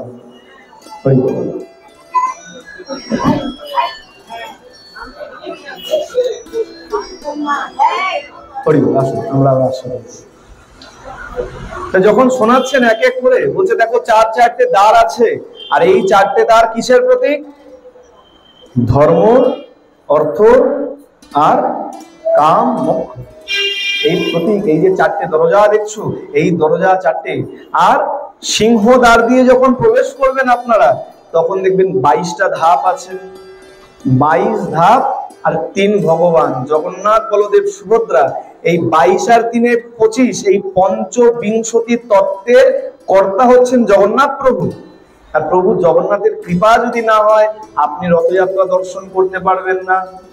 বিভিন্ন বিভিন্ন তথ্য বলছে মন্দিরের, সবাই শুনে তো একদম হতবাক হয়ে যাচ্ছে। মন্দির তো তারা আগে দেখেনি, এই প্রথম মন্দির দেখছে, পুরীর মন্দির।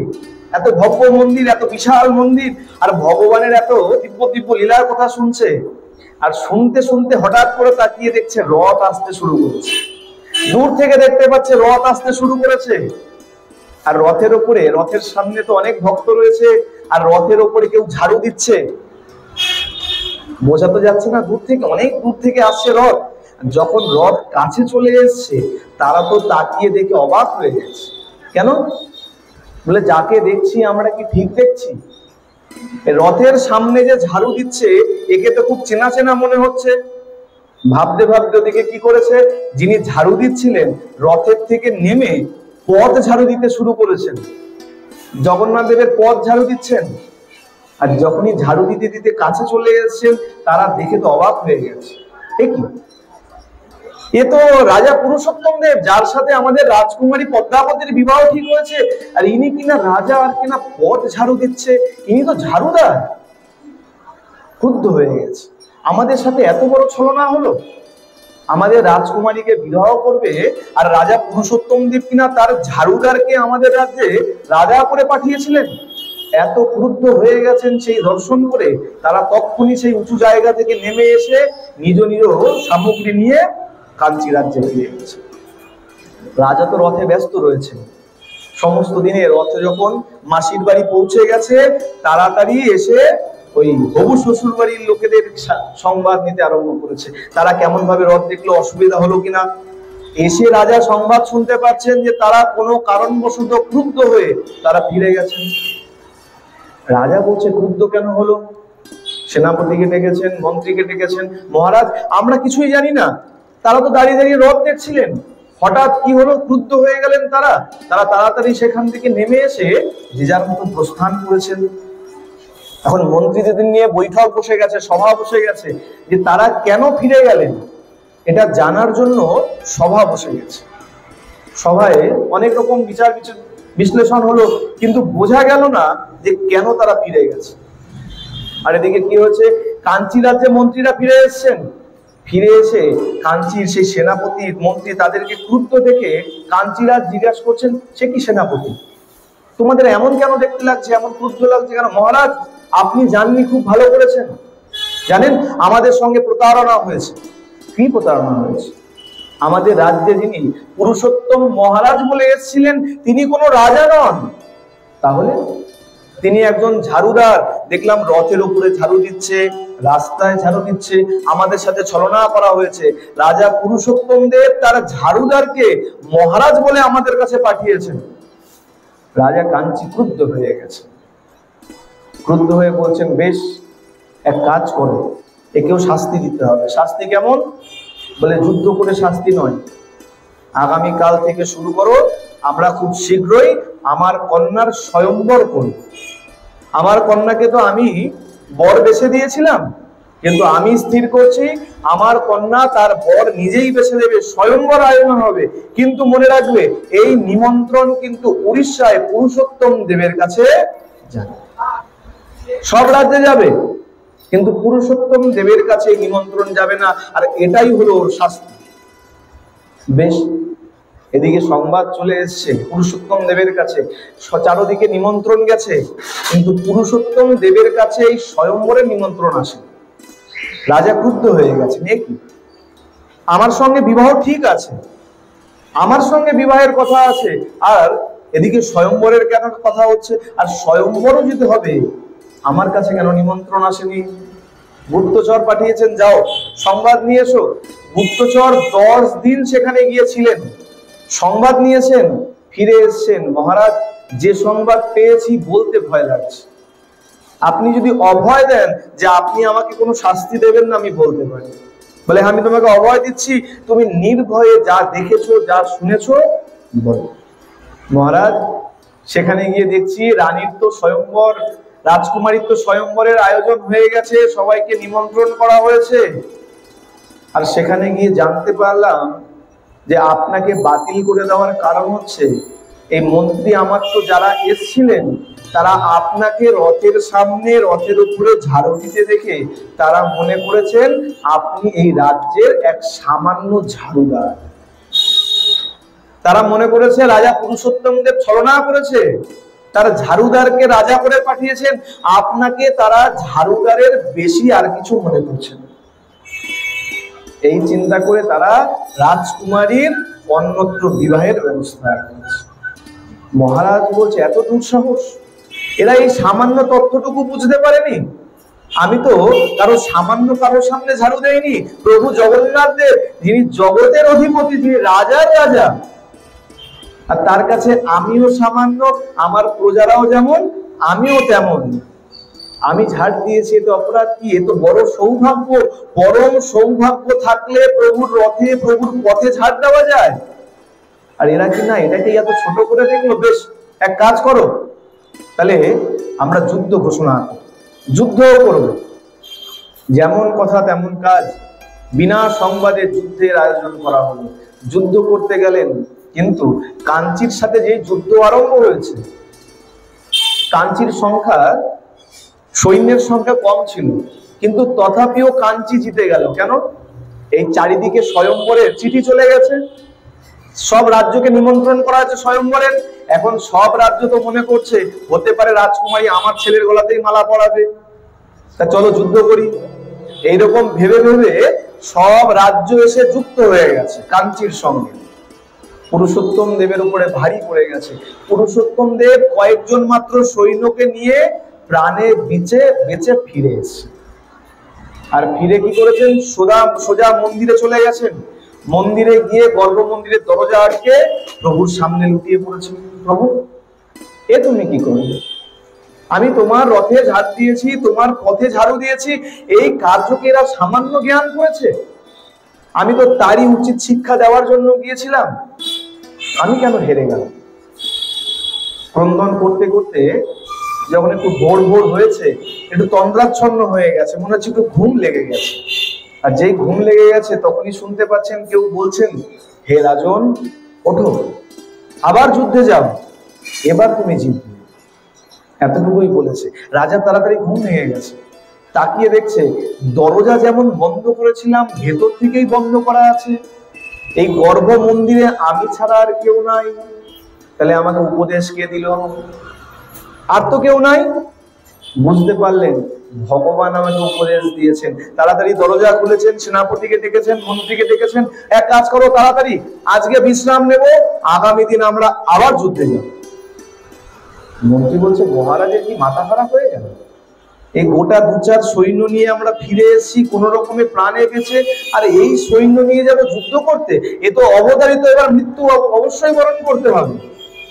কিন্তু রাজার আদেশ ফেলা যাবে না। মহারাজ, এ আপনি কি বলছেন? হ্যাঁ সেনাপতি, তুমি সৈন্য প্রস্তুত করো, আমরা যুদ্ধে যাব, আর এবার আমরা জিতব। যেমন কথা, সেনাপতি আর কি করবেন, যা সৈন্য ছিল প্রস্তুত করেছেন। সকাল হয়েছে, যুদ্ধ রওনা করবেন, যুদ্ধ রওনা করেছেন। আর এদিকে আরো 2 সৈনিক ঘোড়ায় করে রওনা হয়েছেন যুদ্ধ করার জন্য। পথে যেতে যেতে মন্দির থেকে একটু যেতেই এক বাঁকের মধ্যে ওই 2 সৈনিক দাঁড়িয়ে গেছে, ঘোড়া থেকে নেমেছে। কেন নেমেছে? ওই বাঁকের মধ্যে এক মা, নাম তার মনিকা, ওই মা ওখানে বসে বসে ঘোল বিক্রি করে, ঘোল ছানা এসব বিক্রি করে। ওই 2 সৈনিক ঘোড়া থেকে নেমে ওই মা মনিকার থেকে ঘোল খেয়েছে। চিন্তা করুন, সৈনিক যাচ্ছে যুদ্ধ করতে, আবার ঘোল খেয়ে। ঘোল কখন খায়? শরীরকে ঠান্ডা করতে। বলে যুদ্ধ করতে যাচ্ছে, যদি শরীর ঠান্ডা হয়ে গেলে যুদ্ধ করবে কি করে? মন যদি ঠান্ডা হয়ে যায়, যদি ক্লান্তি চলে আসে, যুদ্ধ করবে কি করে? আর কেমন সৈনিক? ঘোল খেয়েছে। ঘোল খেয়ে বা যে ঘোড়ায় উঠতে যাবে, মা মনিকা বলছে, সে কি চলে যাও কোথায়? অর্থ দেবে কে? ঘোল খেয়েছো, অর্থ দাও। বলে অর্থ তো নাই। বলে দেখো, এই রাজার সৈনিক আমরা, কালকে রাজা জয়ী হয়ে ফিরবে, তখন রাজাকে বলবে তোমার সৈনিক ঘোল খেয়েছে, টাকা কি দেবে। বলে দেখো, রাজাকে বললে রাজা যদি বিশ্বাস না করে, রাজাকে যদি বিশ্বাস না করে, বলে আচ্ছা বেশ, হাতের থেকে কি করেছে, একটা বাজু খুলে দিয়ে দিয়েছে। বলে শোনো, এই বাজুটা রাজাকে দেখাবে, বাজু দেখলেই তোমাকে অর্থ দিয়ে শুনো। আচ্ছা বেশ, যাও। মা মনিকা কি করেছে, বাজুটা নিয়ে রেখে দিয়েছে। আর 2 সৈনিক চলে গেছে। পরের দিন সত্যই সকালবেলা দেখতে পাচ্ছে বিজয় রথে চড়ে রাজা পুরুষোত্তম দেব আসছেন। যেই মনিকার দোকানের কাছাকাছি চলে এসেছেন, মনিকা রাস্তার সামনে দাঁড়িয়ে গেছে। মহারাজ দাঁড়িয়ে যান, দাঁড়িয়ে যান। রথের সামনে দাঁড়িয়ে গেছে। রাজা চিন্তা করছে, এই সামান্য ঘোল বিক্রেতার এত সাহস, আমার রথের সামনে দাঁড়িয়ে গেছে কেন? রাজার মনে তখন আনন্দ, রাজ্য জয় করেছি। এত সাহস! মন্ত্রী, যাও, দেখো তাড়াতাড়ি। মন্ত্রী কি জিজ্ঞেস করছে, সে কি এভাবে তুমি রাস্তা আটকেছো কেন? রাজার রাস্তা তাড়াতাড়ি ছেড়ে দাও। না, আমার রাজার সাথে কিছু কথা আছে। রাজাকেই বলবো। মহারাজ নেমে এসছেন, বলে, দেখুন মহারাজ, কালকে আপনার 2 সৈনিক যুদ্ধ করতে গেছে আপনার সঙ্গে, আমার থেকে ঘোল খেয়ে গেছে, আর বলেছে আগামীকাল রাজা আসবে, তোমাকে তার অর্থমূল্য দেবে। আমাকে অর্থ দিয়ে দিন, আমার কাজ হয়ে যাবে। বলে, তোমার এত বড় স্পর্ধা, আমার সৈনিক যাবে যুদ্ধ করতে, আর যাবে যুদ্ধ করতে তা কিনা ঘোল খেয়ে যুদ্ধ করতে যাবে, তুমি মজা পেয়েছো? মহারাজ, সত্য বলছি। আচ্ছা আচ্ছা, দাঁড়ান, আপনি তো বিশ্বাস করছেন না, তাড়াতাড়ি ওই পোটলার মধ্যে বেঁধে রাখা ছিল ওই যে বাজু বন্ধনীটা, তাড়াতাড়ি নিয়ে এনে দেখাচ্ছে, এই দেখুন, এই দেখুন। আমি জানতাম আপনি দেবেন, বিশ্বাস করবেন না, তাই আপনার সৈনিক কি করেছে, এই বাজুবন্ধ দিয়ে গেছে, এই দেখুন আপনার সৈনিকের বাজুবন্ধ। মহারাজ দেখে অবাক হয়ে গেছে। কেন? বলে, ওই যে বাজুবন্ধ দেখাচ্ছে, সেটা সাক্ষাৎ জগন্নাথ দেবের বাজুবন্ধ। বললো, কারা এসেছিল? বলে, 2 জন সৈনিক এসেছিল, একটা কালো ঘোড়ায় চড়ে, একটা সাদা ঘোড়ায় চড়ে। এক সৈনিক কালো, এক সৈনিক ফর্সা। আর ওই যে কালো সৈনিক যে ছিল, তাই সে নিজের হাত থেকে খুলেই বাজুবন্ধ দিয়েছে। মহারাজ বুঝতে পারলেন যে এই সামান্য সৈন্য নিয়ে গিয়েও আমি জয়ী কেন হলাম। আমার জগন্নাথ বলরাম দুজনেই গিয়েছিল আমার সঙ্গে যুদ্ধ করার জন্য। বলিয়ে জগন্নাথ ভগবান কি। জগন্নাথের সাক্ষাৎ গিয়েছেন সঙ্গে যুদ্ধ করতে। বলে, মিলে এত কম সংখ্যক সৈন্য নিয়ে আমি কখনো জয়ী হতে পারতাম। জয়ী হয়েছেন। জয়ী হয়ে কি করেছেন? ওই পদ্মাবতীকে বন্দী করে নিয়ে এসেছেন, এনে মন্ত্রীকে সঁপে দিয়েছেন, একে বন্দী করে রেখো। আর এর পিতা তো বলেছিল আমি ঝাড়ুদার, আমি নিকৃষ্ট কাজ করছি। এর পিতা জানে না জগন্নাথ দেবের রথের সামনে ঝাড়ু দেওয়া কত সৌভাগ্যের। আমি তোমাকে আজ্ঞা করছি, এই পদ্মাবতীর বিবাহ যেন কোনো ঝাড়ুদারের সঙ্গেই হয়। কোন উপযুক্ত ঝাড়ুদার দেখো, আর ঝাড়ুদারের সঙ্গে এর বিবাহ নেই। আচ্ছা বেশ। এখন দিনের পর দিন যায়, দিনের পর দিন যখন যাচ্ছে, চিন্তা করছে এর কি বিবাহ হলো? মন্ত্রীকে ডাকে, মন্ত্রী, বিবাহ কি হয়েছে? মহারাজ, আমি চেষ্টা করছি, দেখছি, এখনো পাইনি, আমি খুব তাড়াতাড়ি বিবাহ দিয়ে দেবো। মন্ত্রী চাইছে না যে অন্য কারোর সঙ্গে পদ্মাবতীর বিবাহ হয়েছে। বেশ, এইভাবে মন্ত্রী আজ না কাল বিভিন্ন বাহানা দেখাতে দেখাতে 1টা বছর হয়ে গেছে। এক রথযাত্রায় গেল ঘটনা, আবার দেখতে দেখতে পরের রথ চলে এসছে। আর পরের রথ যখন এসছে, আবার রথ চলতে শুরু করেছে। আজকের মতন আবার রথ চলতে শুরু করেছে।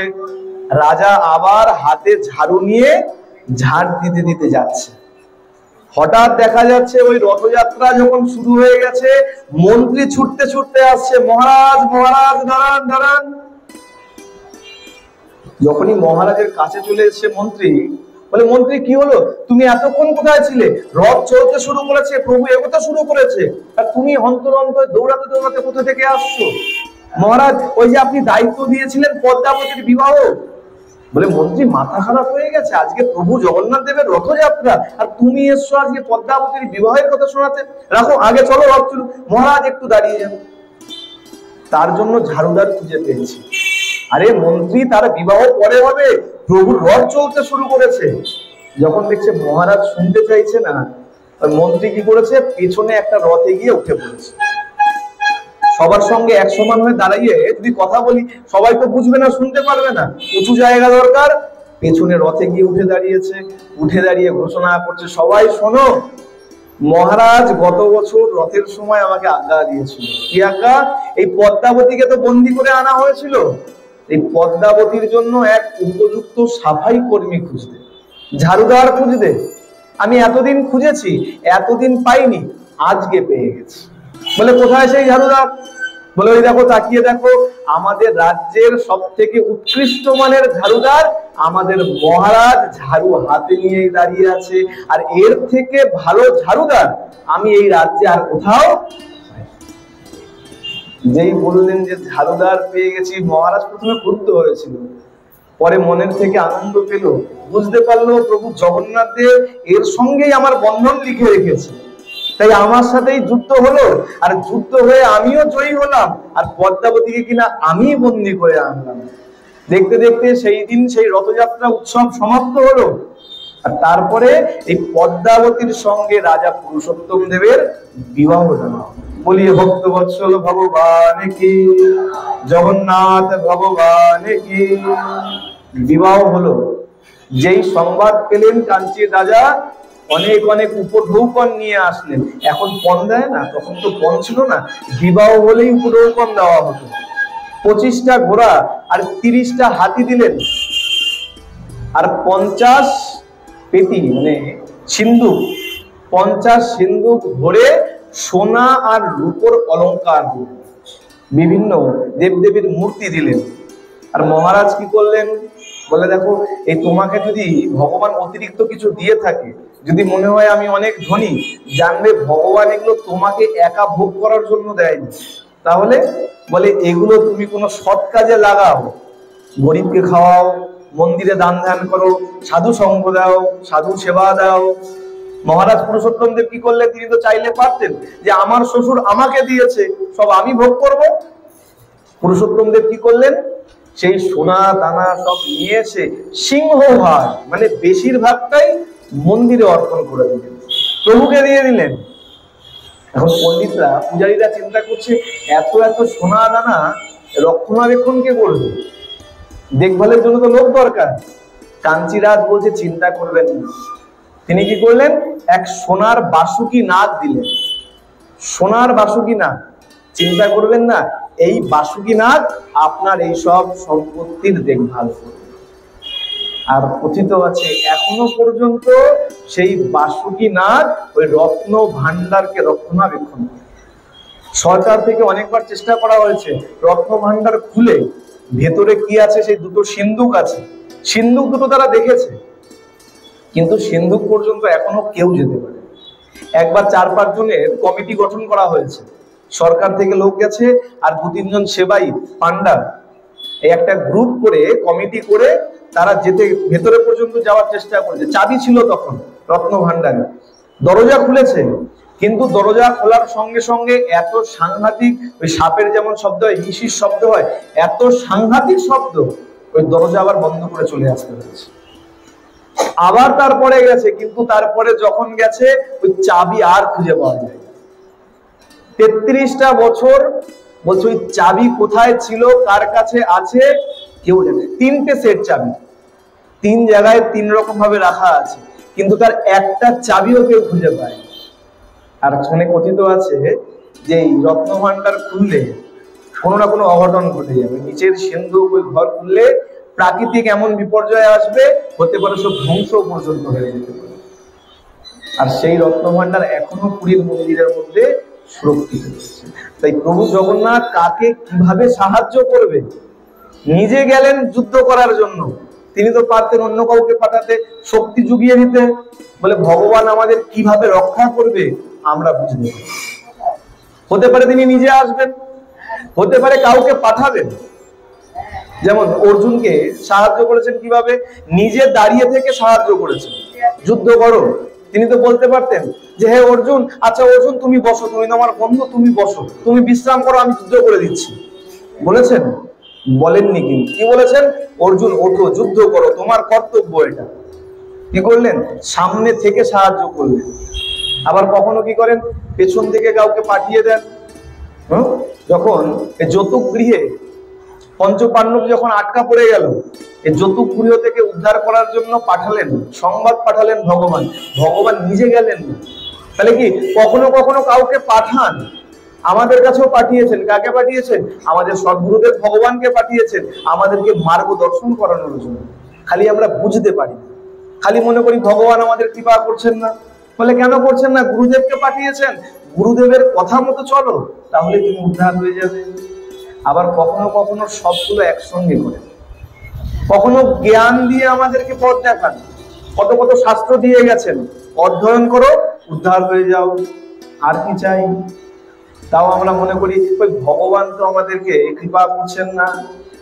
বলে দেখো ভগবান কৃপা করার অর্থটা, শব্দটা একটু আলাদা। তিনি কিভাবে কখন আমাদের সহযোগিতা করবে, রক্ষা করবে, আমাদের বুদ্ধির মধ্যে সেটা আসে। আর জগন্নাথ দেব তার প্রমাণ রাখলেন, নিজে স্বয়ং যুদ্ধ, আর যুদ্ধ করলেন কিভাবে? ঘোল খেয়ে যুদ্ধ। ভগবানের উপর পূর্ণ আস্থা রাখতে হবে, জগন্নাথ দেবের উপরে পূর্ণ আস্থা রাখতে হবে। পূর্ণ আস্থা যখন রাখবেন তখনই মনে হবে ভগবান আপনাকে কৃপা করছে। আর আস্থা যদি না থাকে ভগবানের কৃপা বোঝা যায়। দ্রৌপদী আস্থা রেখেছিল, যখন শেষ সম্বল কাপড় পর্যন্ত চলে যাচ্ছে, বস্ত্র পর্যন্ত চলে যাচ্ছে, তখনও পর্যন্ত তিনি কি বলছেন? যে সখা আমাকে রক্ষা করো। সখা তখনও আসেনি, গোবিন্দ কিন্তু প্রথমে আসেনি। যখন এক হাত তুলে বলছেন হে সখা রক্ষা করো, নিজে যতক্ষণ চেষ্টা করেছেন নিজের বস্ত্রকে আগলে রাখার জন্য, গোবিন্দ আসেনি। গোবিন্দ বলেছে যতক্ষণ তুমি আমাকে পূর্ণ সমর্পণ না করছো আমি ততক্ষণ তোমাকে রক্ষা করব। যতক্ষণ তোমার মধ্যে অহংকার আছে, তুমি নিজেকে রক্ষা করতে পারো, আমি ততক্ষণ গিয়ে দাঁড়াতে পারব না। যখন দ্রৌপদী বুঝতে পারলেন এভাবে সম্ভব নয়, শেষ ইচ্ছা যেটুকু জানিয়ে দেই, যখনই দুহাত তুলে বলেছেন হে মধুসূদন আমাকে রক্ষা করো, গোবিন্দ অমনি কাপড়ের যোগান দিতে শুরু করলেন। ভগবানের চরণে পূর্ণ সমর্পণ থাকবে। এখন ভগবানের চরণে আস্থা আছে, আর কিছু একটা ঘটে গেল, আগেই ভগবানের দিকে আঙুল তুললাম, সেই আস্থার কোনো দাম নাই। আর প্রভু জগন্নাথ এতই দয়ালু যে ভক্তের জন্য তিনি সর্বক্ষণ লড়াই পর্যন্ত। রামানুজাচার্য যখন এসছেন, রামানুজাচার্য এসে তিনি বলেছেন যে এখানে কেমন সব উল্টোপাল্টা নিয়মে পুজো চলছে, এগুলো ঠিক করা উচিত। তখনকার রাজা যিনি ছিলেন তাকে বলেছেন মহারাজ এই উল্টো পাল্টা নিয়মে পুজো চলছে, এগুলো ঠিক করা উচিত। রাজা বলছেন বেশ, আপনি নিয়ে নেন মন্দির আপনার হাতে, নিয়ে আপনি যেমন যেমন নিয়ম বলবেন তেমন তেমন চলবে। আচ্ছা বেশ, রামানুজাচার্য সেই ভাগ নিয়ে মন্দিরের অনুষ্ঠান নিয়ে নিয়েছেন, দায়িত্ব নিয়ে কি করেছেন, এখন সবকিছু পাল্টে দিয়েছেন। পান্ডা যারা ছিল সবাইকে বের করে দিয়েছেন। পান্ডারা মনে মনে দুঃখী হয়ে গেছে। কেন? বলে আমরা সেবা করছিলাম, আমরা সেবা করতে পারবো না, মনে মনে দুঃখী হয়ে গেছে। আর যেই দুঃখী হয়ে গেছে, জগন্নাথ দেবের সামনে দাঁড়িয়ে তারা ঝগড়া করতে শুরু করেছে। আর পান্ডারা কিন্তু প্রভু জগন্নাথকে অনেক গালিগালাজ করে, জানেন তো, ভালোভাবে বলে না, কিন্তু আমাদের মতো বলে না প্রভু আসো বসো খাও, বলে না।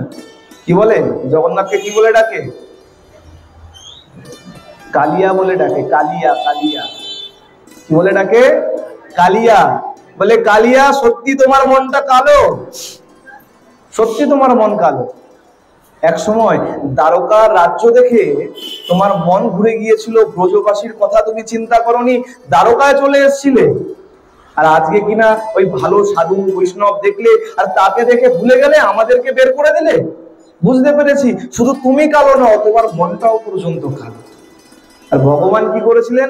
ওই রামানুজাচার্য যখন রাত্রেবেলা শয়ন করেছে শিষ্যদের নিয়ে, এখন 4 জনের মিটিং বসে গেছে, 5 জনের, জগন্নাথ, বলরাম, সুভদ্রা, সুদর্শন চক্র আর গরুর এসে জুটেছে। জগন্নাথ মনে মনে চিন্তা করছে, দুঃখী হয়ে গেছে, বলছে সত্যি এই এরকম হলো, এই সবাই এরকম করছে, আমার পান্ডাদের বের করে দিয়েছে, আমার খুব খারাপ লাগছে, কিন্তু আমি তো কিছু করতেও পারি না, কাকে কি বলি? আচ্ছা এক কাজ করো সব, আচ্ছা আর একটুখানি একদম সঙ্গে। জগন্নাথ দেব আলোচনা করছে, বলরাম বলছে দেখ আমি তো গিয়ে কিছু বলতে পারবো না, আমি এসবের মধ্যে নেই। সুভদ্রা বলছে আমি রামানুজাচার্যকে কি বলবো, আমি তো ছোট, আমি তো কিছু গিয়ে বলতে পারবো না। প্রভু বলছে তাহলে কি করা যায়? গরুরকে বলছে যে শোনো গরুর, এক কাজ করো, তুমি আমাকে সহযোগিতা করতে পারো। কি সহযোগিতা? বলছে এক কাজ করো। গরুরকে জগন্নাথ দেব বলছে এক কাজ করো, তুমি আমাকে সহযোগিতা করতে পারো। কি সহযোগিতা? তুমি এক কাজ করো, রামানুজাচার্য তার শিষ্যদেরকে নিয়ে এখন ঘুমাচ্ছে, তাদেরকে এই ঘুমের অবস্থায় তাদেরকে উড়িয়ে নিয়ে গিয়ে দক্ষিণ ভারতে গিয়ে রেখে চলে এসো, তার মন্দিরে নিয়ে রেখে চলে এসো, সে সেখানে তার নিয়ম মতন পূজা অর্চনা। গরুর কি করেছে? রামানুজাচার্যের সঙ্গে তার শিষ্যরা যে ঘুমিয়েছিল সবাইকে একদম ডানায় করে তুলে ঘুমন্ত অবস্থায় দক্ষিণ ভারতে নিয়ে রেখে চলে এসেছি। সকাল যেই হয়েছে রাজা দেখছে রামানুজাচার্য কোথায়, সে মন্দিরের ভার নেবে, সে যখন আসছে না দেখেছে, সব পান্ডাদের বলছে দেখো এক কাজ করো, রামানুজাচার্য যখন আসছে না, আসো তোমরাই ঢুকে যাও, তোমরাই সেবা পূজা আবার চালু করো। পান্ডারা মনের আনন্দে হই হই করতে করতে আবার ঢুকে গেছে। পরে সংবাদ পায় রামানুজাচার্য দক্ষিণ ভারত। ঘুম থেকে উঠেছে, যখন সকাল হয়েছে ঘুম তো খুলে দেখছে সে কি আমি কোথায়। শিষ্যরা বলছে গুরুদেব আমরা তো মনে হচ্ছে আবার আবার আমাদের আশ্রমেই চলে এসেছি। ভগবান এসে সামনে দাঁড়িয়েছেন, রামানুজাচার্যকে বলছেন আচার্যদেব এক কাজ করুন, ওইখানের যে আমার ভক্তরা আছে তারা খুব ভোলা ভালো, তারা কিছু জানে না, এইসব নিয়ম কানুন জানে না, কিন্তু তারা যে ভক্তি দিয়ে আমাকে সেবা দেয় আমি সেটাকেই ভালোবাসি। আপনার যে নিয়ম কানুন দেখানোর, আপনি এইখানেই নিয়ম কানুন মেনে পূজা করুন, ওইখানে নিয়ম কানুন নিয়ে যাবেন। ভগবান এমন, ভগবানের কৃপার শব্দটা আলাদা, ভগবান কেমন কৃপা করবে বোঝা যায়। তাই আস্থা কেউ হারাবেন না। জগন্নাথ দেবের উপরে আস্থা যদি বানিয়ে রাখেন, জগন্নাথ অবশ্যই আপনাকে দেখবেনই। আসুন আর বেশি দীর্ঘায়িত করবো না, এখানেই জগন্নাথ লীলার কথার বিশ্রাম দিচ্ছি। যদি ভুল থাকে ক্ষমা করবেন।